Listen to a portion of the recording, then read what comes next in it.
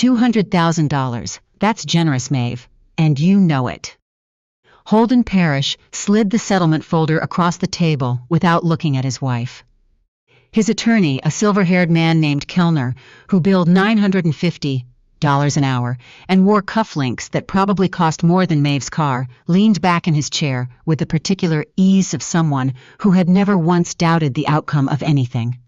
Gloria Parrish, Holden's mother, sat to his right with her hands folded over a handbag she had not once offered to set down, and she looked at her daughter-in-law the way a person looks at a piece of furniture they have decided to replace. Through the glass doors of the conference room on the 29th floor of the Parrish Energy Building in downtown Houston, a woman in a silk blouse sat waiting on a leather bench. Maeve could see her clearly. Briar Lowe, 29 years old, head of investor relations. The reason this meeting was happening at all, everyone in that room expected Maeve to cry, or argue, or do something that required managing. Maeve Dillon picked up the folder. She read it. Not the summary, not just the highlighted sections. Kellner had flagged with color-coded tabs every clause, every line, every paragraph buried at the back where settlement agreements always put the things they don't want the other side to find. 2 minutes passed. 3. Gloria's breathing changed audibly. Kellner uncrossed and recrossed his legs. Holden looked up from his phone. Maeve. His voice was the one he used for conference calls. He wanted to end. This is fair, more than fair. You gave up your practice, I know that, and this reflects it. You can start over. That's what you want, isn't it? A fresh start? She turned to page 11. He blinked. What are you looking for? She didn't answer him. Page 14. The technology relinquishment clause. She had known it was there. She had known for 6 weeks, since Silas called her on a Tuesday evening, while she sat on the back porch of the house she had shared with Holden for 9 years, holding a cup of tea that had gone cold, and said, very carefully, they buried something in the settlement language, Maeve. Something significant. She had listened to every word. She had sat in the dark for a long time after he hung up, and then she had made one decision, and she had not wavered from it since. She read the clause 3 times.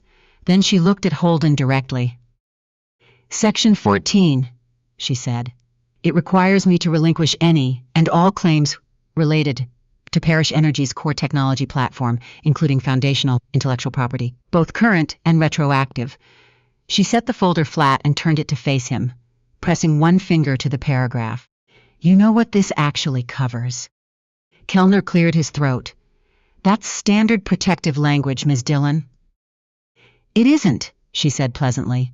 Standard language covers marital assets. This covers something else. She looked at Holden. You know what it covers. His jaw was still. His eyes were not quite meeting hers. I'm not going to sign Section 14, she said. The rest, she lifted the pen, I'll sign right now. The room went quiet in a way that had nothing to do with noise. She signed the divorce papers, every page that was hers to sign. Her name, steady and unhurried. The way she had signed her name since the year she graduated law school, and understood for the first time that a signature was not a formality. It was a statement of comprehension. It meant you had read what you were agreeing to. She set the pen down. Maeve, Holden's voice had changed. That clause is procedural. It doesn't. I know exactly what it is, she said. She stood. She picked up her bag. I signed what was mine to sign, Holden. She looked at him one last time. The rest isn't yours to ask for. She was 4 steps from the door when it opened from the hallway side. The man who entered was in his early 60s, gray at the temples, wearing a dark suit that communicated Washington, without announcing it. He moved the way people move when they are carrying a document that changes things. Behind him, a woman in her 30s with a structured briefcase. Behind her, 2 men from the United States Patent and Trademark Office field office. Maeve recognized the building. She had walked past it every morning for 3 years during her time at Aldridge Environmental Law. The man's name was Cyrus Wolfe. He was the senior managing partner of Wolfe, Keene Associates, the firm her grandmother had retained 41 years ago to protect the work she had spent her life building. He looked at no one else in the room. He walked directly to Maeve and extended his hand.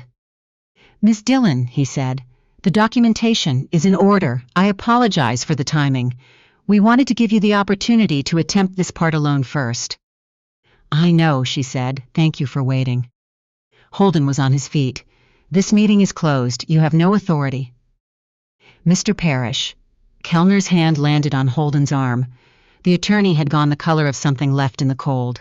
He was reading the letterhead on the document Cyrus had placed on the conference table, and his face was doing the thing faces do when they recognize something from very far away that they have hoped would never be pointed at a client of theirs.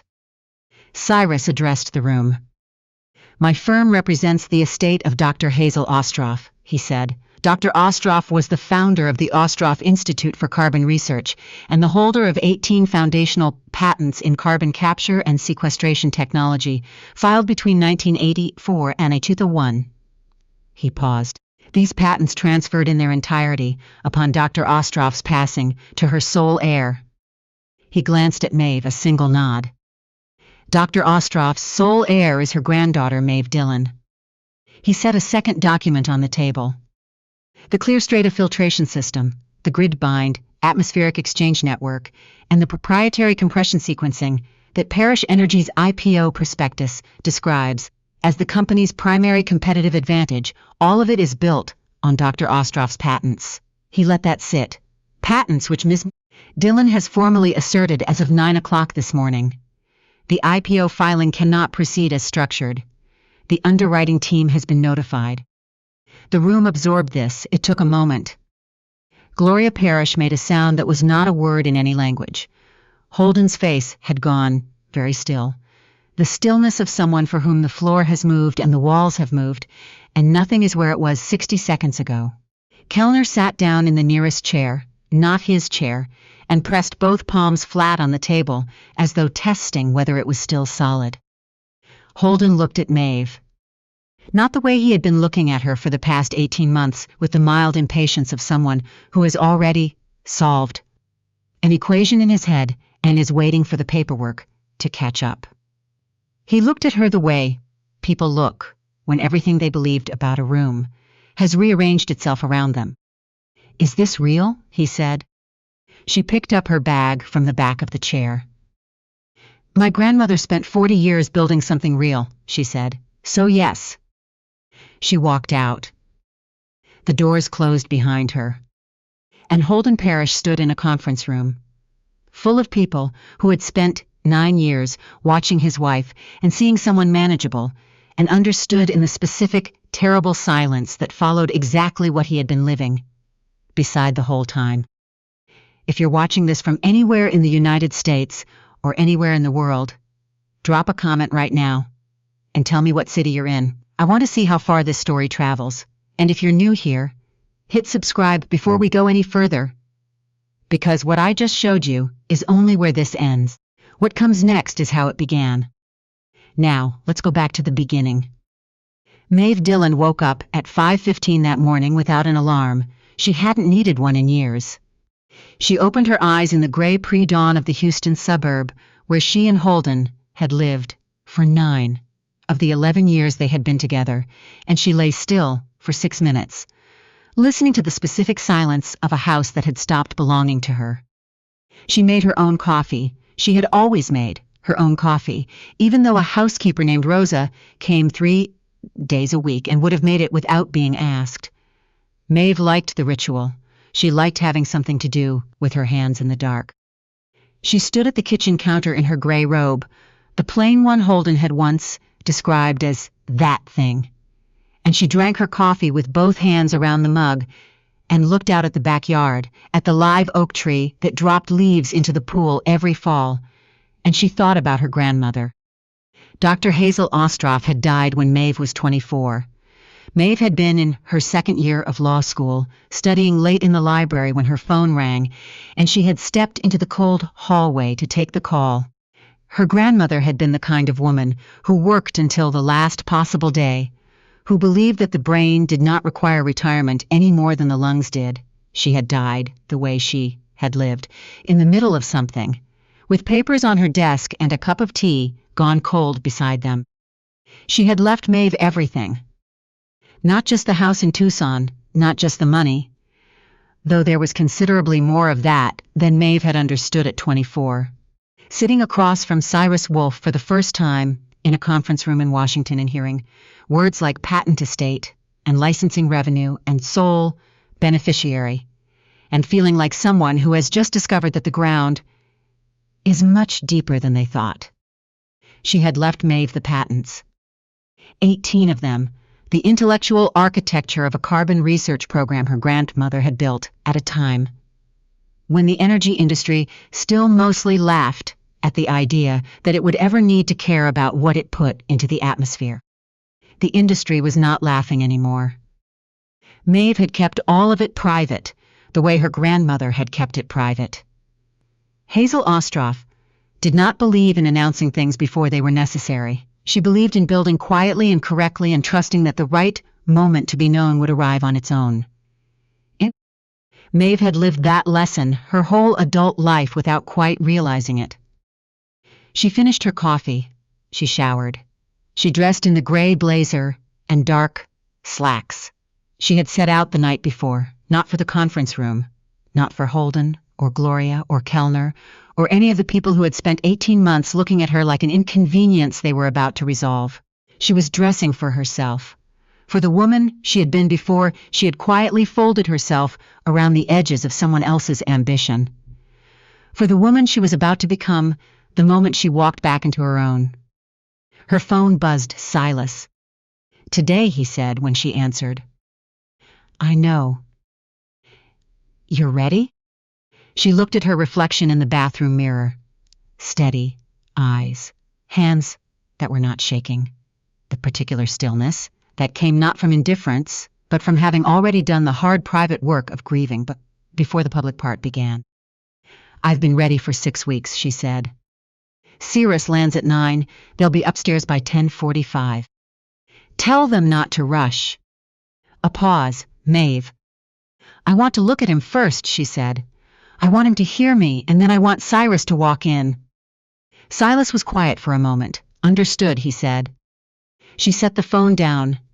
She picked up her bag, the plain leather one she'd had since law school, and she walked out the front door of that house for the last time without looking back. The conference room was everything Holden built things to look like. Glass walls, a long table that reflected the ceiling, the Houston skyline running the full length of the windows behind where he sat. It was designed to communicate that power lived here and that the people across the table were at a disadvantage before they opened their mouths. Maeve had spent 9 years learning how rooms like this were designed and why. She had spent 3 years before that practicing law in rooms that operated exactly the same way. She was not at a disadvantage. She moved the chair Kellner had set at the far end of the table, small, slightly apart, slightly below Holden's sight line, and she sat directly across from him instead, where she could see his face. Gloria arrived 15 minutes late. She did not look at Maeve when she entered. She looked at Holden, reading the room for what it needed from her, and then she sat down and placed her handbag on the table, not in her lap, on the table. Also a declaration. Maeve had watched Gloria make declarations like that for 9 years. Kellner walked through the settlement terms in the smooth cadence of someone who believed this was routine. The figure, the clauses, the timeline. He spoke the way people speak, when they believe the only variable is how long the other side will take to accept what is inevitable. Maeve let him finish. She opened the folder. She read. When she reached section 14's, she didn't react visibly. She had already reacted, 6 weeks ago, on the back porch, in the dark, holding cold tea. That moment was behind her. What remained was clarity.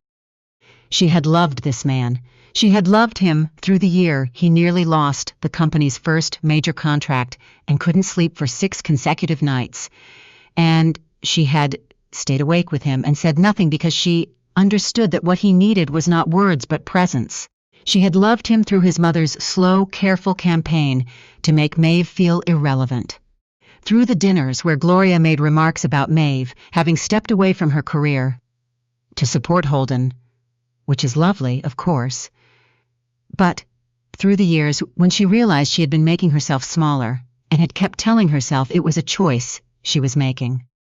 She had found the messages on Holden's phone 14 months ago, not by accident. She'd been looking for a restaurant reservation he'd mentioned, and she had seen them. 6 messages, enough to understand everything in under 3 minutes. She had set the phone down. She had gone to bed. She had not said one word. Because she needed to think. Because she was not the kind of person who acted from the burning center of a feeling. She acted from what she understood. When the feeling had cooled into something she could work with. That was her grandmother in her. That had always been her grandmother in her. She asked her question about Section 14C. She watched Holden's face as he heard it. The particular stillness of someone who has been caught holding something they believed was invisible. She signed the divorce papers, left the tech clause unsigned, and walked to the door. And then Cyrus Wolfe came in. She didn't watch Holden's face when Cyrus spoke. She watched Gloria's. Gloria Parrish had spent 9 years being certain about things, certain that her son's marriage was a manageable situation, certain that the settlement would resolve it cleanly. Certain that Briar Lowe, waiting outside on that leather bench, represented the future Holden, deserved, and that Maeve represented a chapter that had run its course. Gloria's certainty lasted until Cyrus said the word patents. After that, her face did something Maeve had never seen it do. It went empty. Not shocked, something quieter than shock.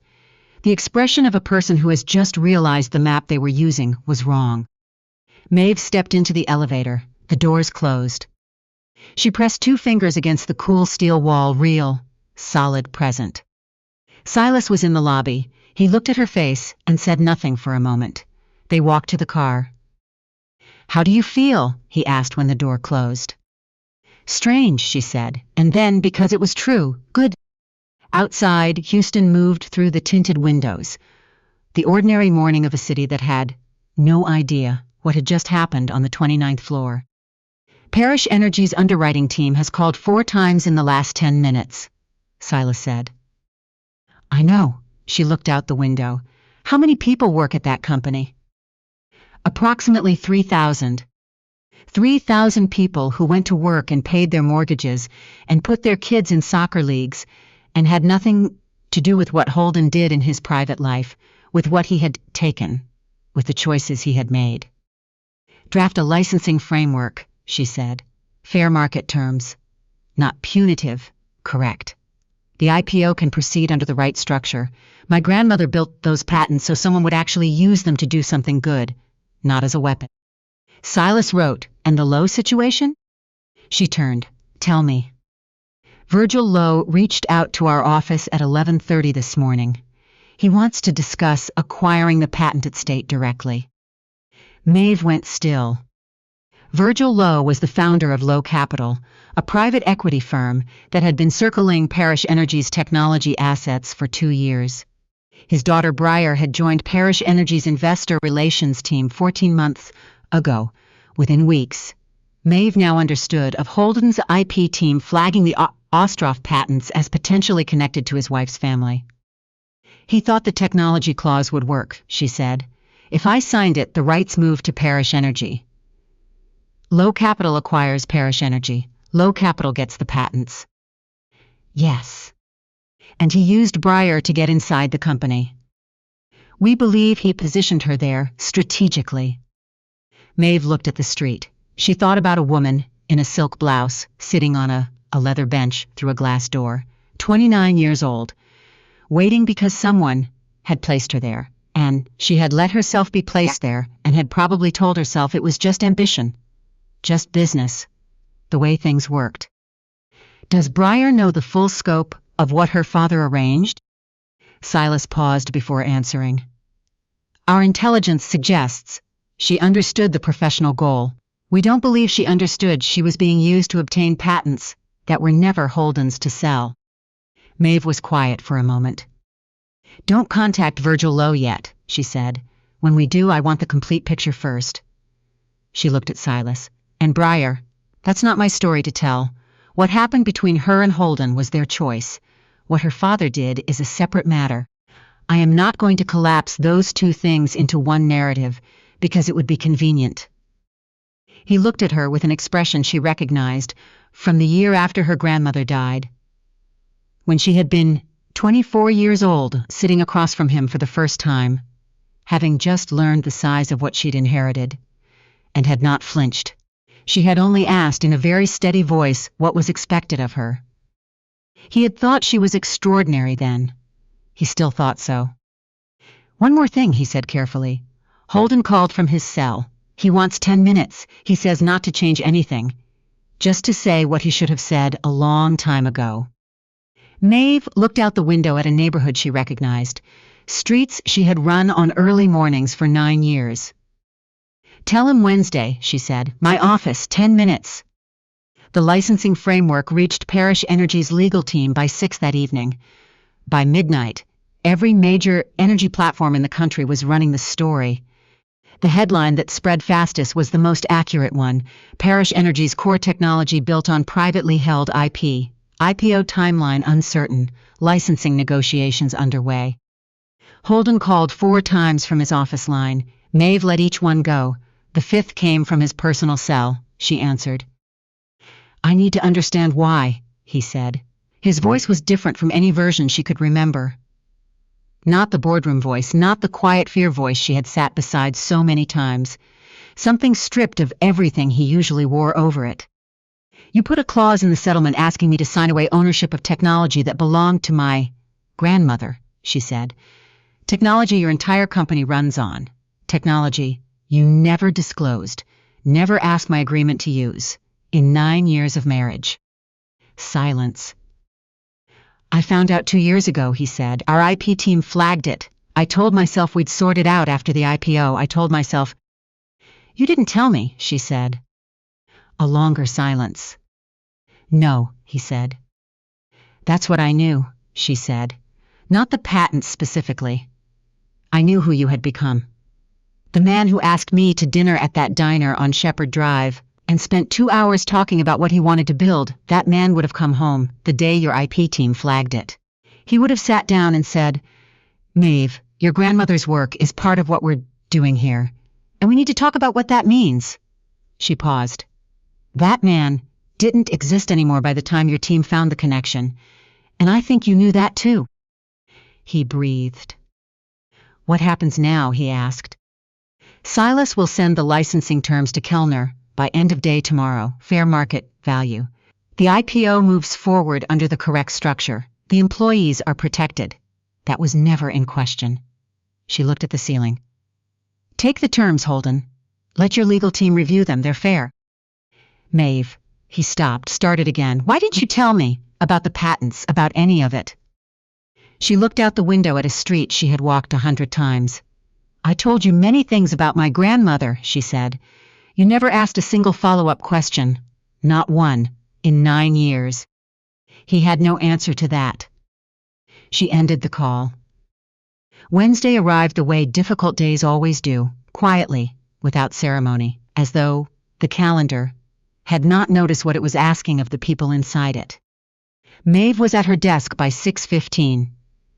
She called Aaron, the director of the nonprofit. She had been funding quietly for 3 years, doing the carbon monitor work along the Gulf Coast that her grandmother had always believed someone would eventually do right. "I saw the news," he said. "Maeve, I had no idea who you were, what you were carrying." "You weren't supposed to," she said. "Is the team okay?" "We've had 5 new partnership inquiries since yesterday morning. People want to associate with the Ostroff name." "Good," she said. "The work doesn't change. The funding doesn't change. I wanted you to hear that directly from me." She hung up and sat with her hands flat on the desk. This was what power was for. Not the headlines. Not the look on Holden Parrish's face in a conference when everything he thought he owned rearranged itself around the woman he had dismissed. This. Aaron and his team doing real work in real places because someone had decided it was worth funding. Holden arrived at 2 exactly.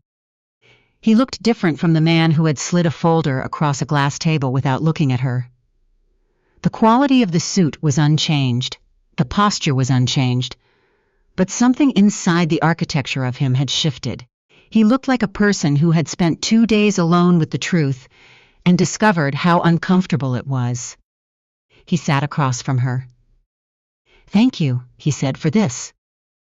"You have 10 minutes," she said. He nodded. He looked at his hands, then he looked up. "I was wrong," he said. "Not legally, that's what it is, and I'll face it. I mean, as a person. I looked at you for 9 years and kept deciding what you were. I decided you didn't have ambition because you didn't perform yours the way I performed mine. I decided your grandmother's life was background detail. I decided your quietness meant everything was fine." He paused. "I was wrong about every single one of those things." She said nothing. "The patents," he said. "I found out 2 years ago that your grandmother's work was foundational to everything we had built. I told myself it was manageable. I told myself the timing wasn't right to raise it." He stopped. "What I didn't do was tell you. Because if I told you, I would have had to acknowledge that I had built something on a foundation that wasn't mine to build on. And that would have required me to see that I hadn't been looking carefully at anything in my life for a very long time." He met her eyes. "Including you." The office was completely quiet. "I put that clause in the settlement," he said. "I knew what it was for. I thought you wouldn't read it closely. I thought you'd take the number and sign everything." He exhaled. "That is the worst thing I have done in any professional or personal capacity in my life. Using your grandmother's work without your knowledge. Trying to take it from you through a settlement you were supposed to trust, and living beside you for 9 years while I made you invisible." He didn't look away. "I am not saying this because I want something. I know you don't owe me anything. I just need you to know that I understand the full shape of what I did." She looked at him for a long moment. "I believe you," she said. "I believe you mean that, right now in this room." She folded, her hands on the desk. "But Holden, understanding something after it's done is not the same thing to doing it differently when it would have mattered." "I know that," he said quietly. "I'm not saying it to punish you," she said. "I'm saying it because you need to hear it without me softening it." He nodded once. She stood. He stood. "The licensing terms are fair," she said. "Your lawyers have them. The IPO proceeds on the corrected structure. Your employees are all protected." She straightened her blazer. "That was the only thing that was never negotiable." He walked to the door. He stopped in the frame without turning around. "Was there ever a moment," he said, "where you thought about telling me?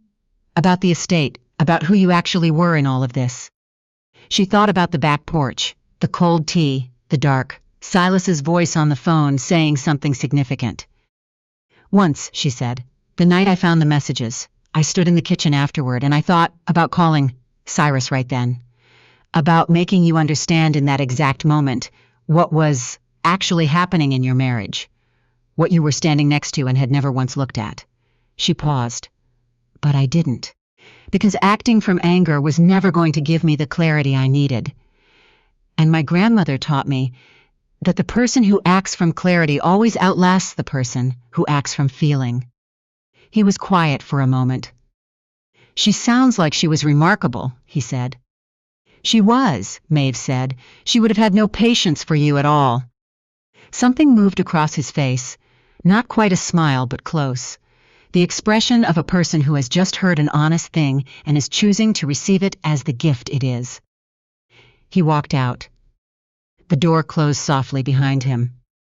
Maeve stood in the center of her office and breathed. The city below kept moving. She walked back to her desk. She sat down. She opened the licensing and framework and picked up her pen.